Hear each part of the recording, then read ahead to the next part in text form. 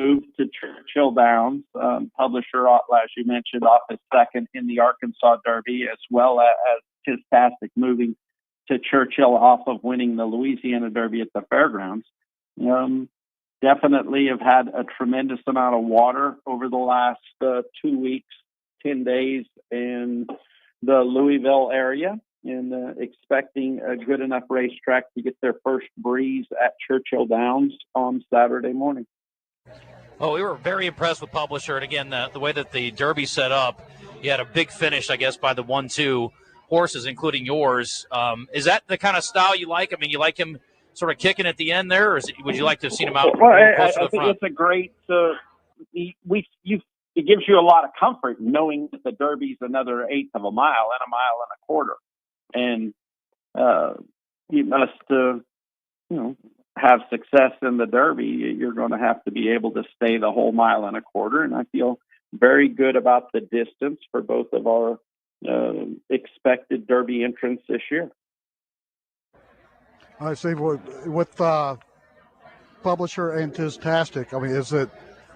I know when you work horses in the morning, you're working as sets. Are they in different sets, same sets? How do you manage that? We'll start off their preparation together and measure what we think that they need, whether they stay together or pick up different companies. But I will start off with putting them together, and then as it amps up and we get closer, and I expect more of them, it'll be depending upon how they're taking their previous day or week's training. All right, thank you, Steve. I appreciate you joining us today, and good luck tomorrow. And I guess thank you very much. Thank you very much. We'll try to put it to good use. All right. Thank you very much, Steve. All right, that was Steve Asmussen with us yesterday here as we broadcasted live from Oaklawn. Again, a Hall of Fame weekend, and continuing on today. Great day of racing, 12 on the card, and Jeff is joining us now too. And just before we hit our break and come back with some picks on today's card, just your thoughts, I guess, on Steve's horses as we look towards the Derby. Obviously, Tistastic, more points, but Publisher, I thought just a great finish. And as he mentioned, you stretch it out a little bit more, maybe Kentucky Derby Saturday, you got a shot to get him in the mix. Yeah, I think the added distance is going to help him. I think what helps him more than anything is Steve's announcement yesterday. Irad Ortiz has picked up the mount on Publisher, perhaps the most sought-after jockey in the entire country, and I think that speaks volumes of how they feel their position is going in.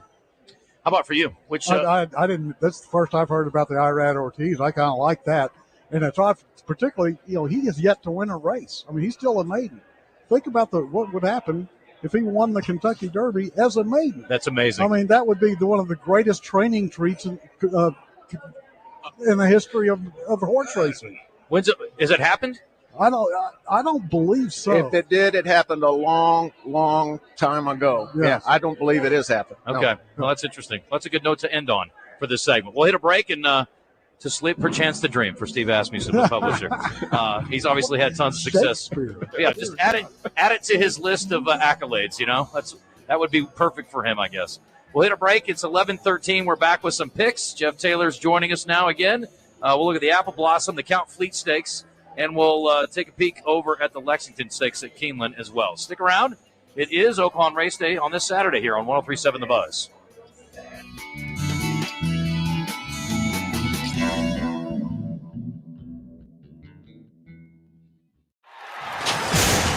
Whatever you're doing this weekend, if it doesn't involve fast horses, daily doubles, high fives, and corned beef sandwiches, you may be doing it wrong. Every weekend through May 3rd, Oaklawn has live thoroughbred racing. Whether your Oaklawn is cheering from the home stretch, dining in the Bugler restaurant, or raising a glass at the First Turn bar, your race day is whatever you want it to be. Make reservations today at oaklawn.com. This is my Oaklawn. Gambling problem? Call 1-800-GAMBLER. Are you someone who tries to drive while distracted by your phone? Someone who props it up on the steering wheel or peeks down at it for a glance? Or just scrolls and scrolls? If so, you could be the next person to get into a fender bender, get a ticket, veer off the road, or even cause a crash that kills you or someone else. Enough with the phones already. Put them down and pay attention, or pay the price. Put the phone away or pay. Paid for by the Arkansas Highway Safety Office. Get more bang for your buck with Doug Reynolds Suzuki and CF Moto's Rev and Ride sale. A huge selection of CF Motos in stock with select models featuring power steering, winch, wheel, tire package, and lots of 4x4 power. Get 2 CF Moto ATVs and a trailer for as low as $288 per month with approved credit. Doug Reynolds Suzuki, I-30 Little Rock, or DougReynoldsSuzuki.com. CF Moto recreational vehicles are intended for off-road use only and can be dangerous to operate. Review all product manuals, labels, and safety information before operating. Always wear your safety gear and never operate a CF Moto vehicle under the influence of alcohol or drugs. All right, we're back here at Oaklawn, 11:15 on Oaklawn Raceday. David Longinati, Jeff Taylor, the smart guys, and I am Justin Acree, who just tries to keep us out of the ditch during the show. That's my role, and I know my place. So here we go. Let's get into it today. We're going to start with the older dudes today, Jeff, the Count Fleet Stakes, and we talked about it. Look, you got a pretty heavy favorite in both of the races today, the big races today, but obviously some other wagering options through the day. But as you look at it, when you've got heavy favorites like this, I know you're always trying to beat them.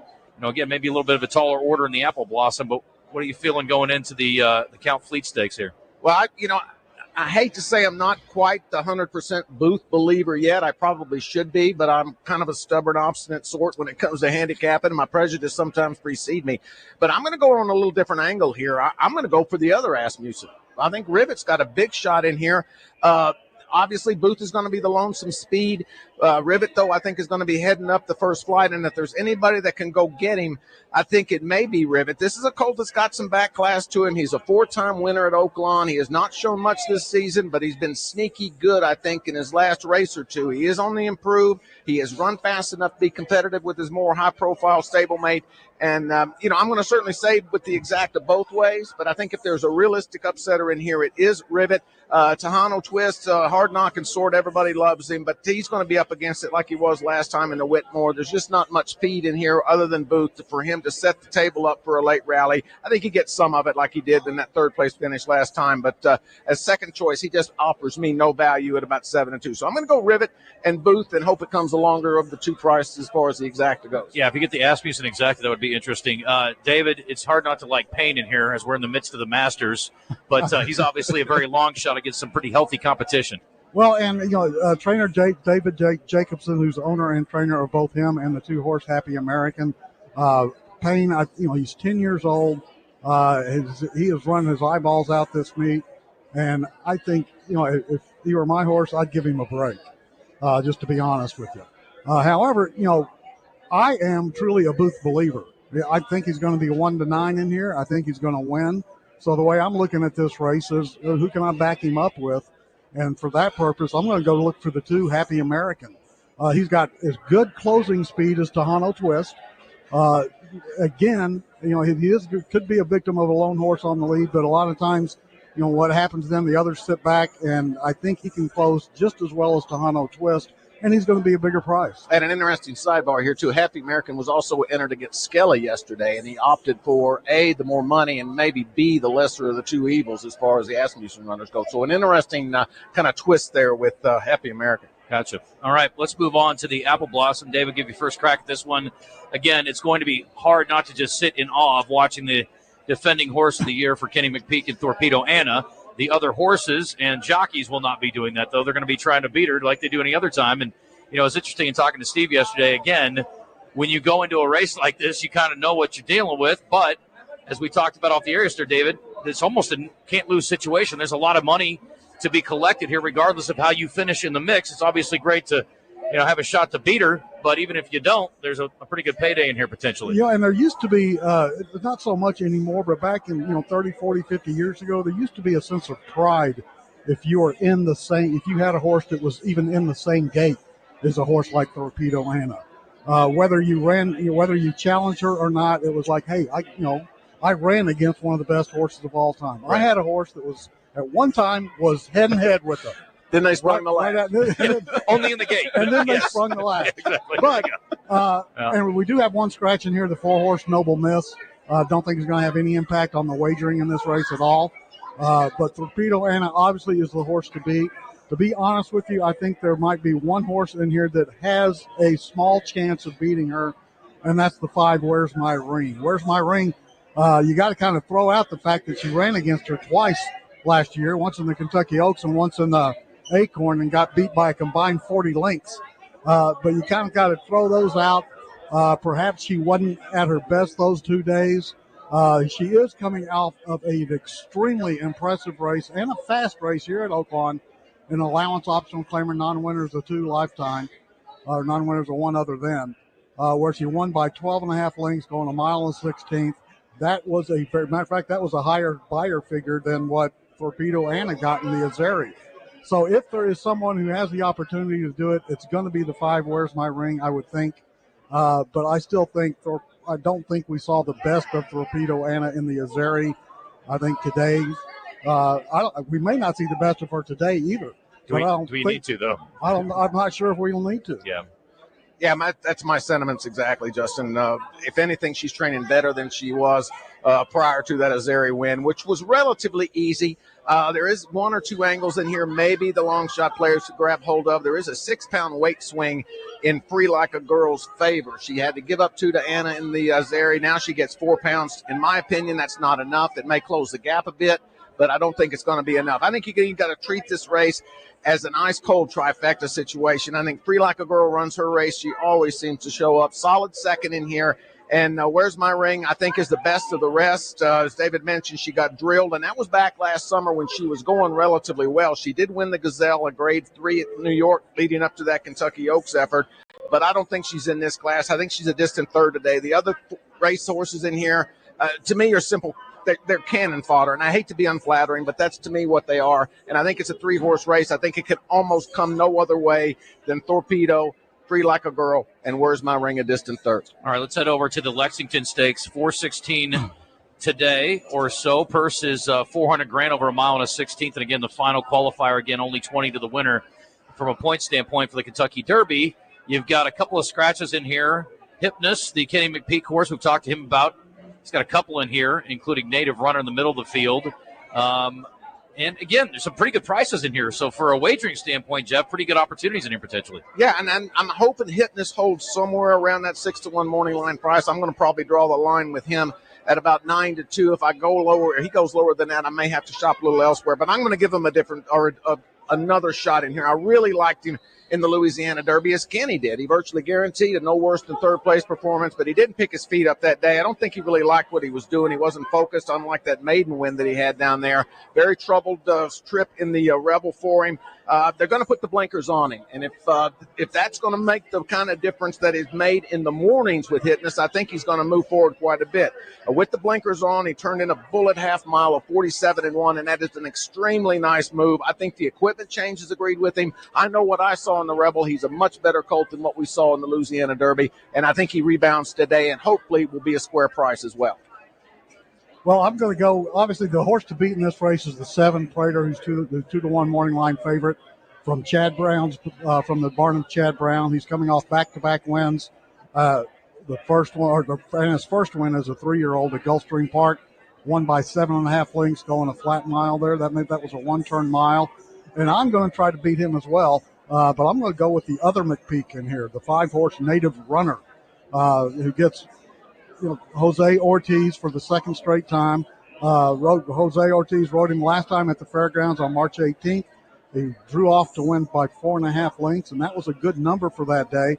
The mile and 70 yards, 141-3. I think he's going to like going a mile and a 16th. So I'm going to give him a shot to upset over Hypnus and Prater. So those are my 3. All right, I like it. Let's hit a break. We'll come back, and we will talk about our best bets and long shots here. We'll take a look ahead to next week here at Oaklawn. Again, Oaklawn anywhere. If you want to get your account set up, you can do that. Bet.oaklawn.com online. And again, you can download the app for your iPhone or iPad if you're interested and work it off of that. And if you can't be with us, it's the way to go for sure. We're back in a minute with a few more picks here from Oaklawn on Oaklawn Raceday. Stay with us.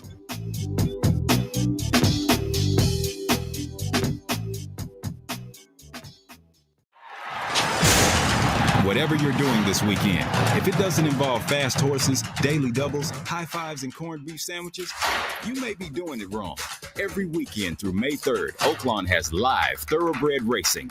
Whether your Oaklawn is cheering from the home stretch, dining in the Bugler restaurant, or raising a glass at the First Turn bar, your race day is whatever you want it to be. Make reservations today at oaklawn.com. This is my Oaklawn. Gambling problem? Call 1-800-GAMBLER. Congratulations, you're having a little girl. At that moment, everything changed. Our hopes and dreams for ourselves were instantly replaced by our hopes and dreams for her. We got life insurance policies from Shelter Insurance, so that regardless of what life throws at us, we'll still be able to provide the world to her. Shelter Life Insurance Company, Columbia, Missouri. See Shelter agents Chad Kesterson in Arkadelphia, Kyle Stone in Pine Bluff, or Blake Jumper in Benton.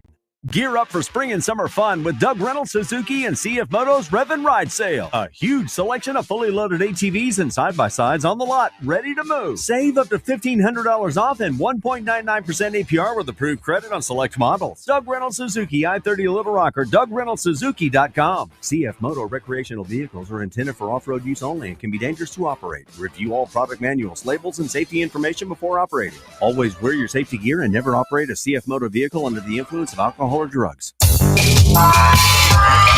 right, they are flowing in here on what's expected to be a very busy Saturday. I will tell you this as someone who was hunting for a hotel room, gentlemen, did not have the advantage of living in this community. It was a tough get. Let me tell you something. A lot of excitement around this race, a lot of excitement around Oaklawn, and you can't ask for better weather.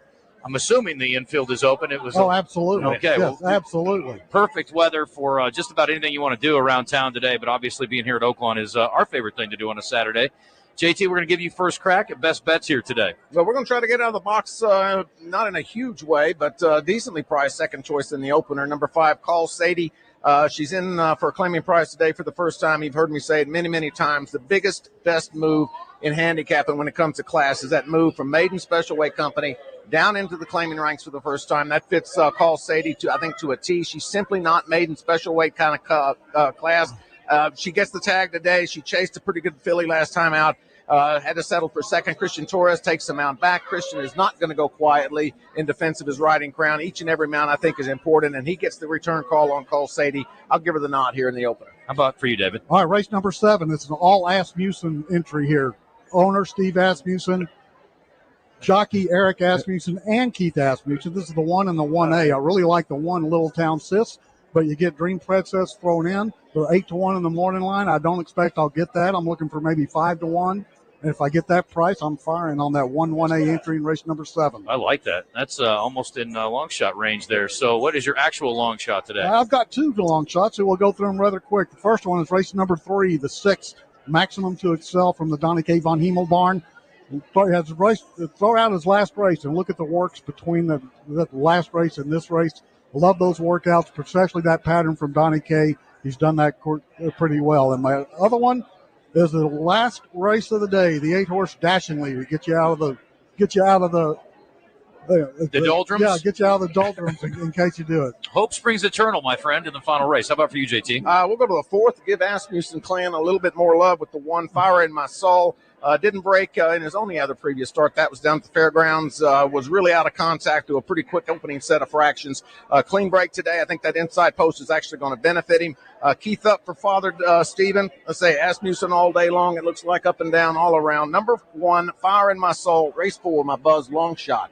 Play of the day. All right, we got $1.25 million up for grabs today in the Apple Blossom. $1.25 million up for grabs next week in the Oaklawn Handicap. So great racing next week as well. Also, $200,000 for the Bathhouse Row and Valley of the Vapors. So some great stakes racing next week, David. Yes, right. We got 3 more weeks of racing. Don't forget. It's racing every weekend. The weather is finally on our side. And do want to we did add a day, I believe, on March 24th. That's a Thursday, the second to the last week there. We're going to add that Thursday, so that will be a special 4-day week. And then, of course, we're racing the first Thursday in May, leading up to the big one at Churchill on Saturday. I love it. All right, we are done for the day. Best of luck to you. Appreciate Darrell back in the studio. And for Jeff Taylor and David Lanzanotti, I'm Justin Aker. We'll join you next Saturday on Oaklawn Raceday. Good luck, everybody. Come to Oaklawn for a great day of racing in historic and beautiful Hot Springs.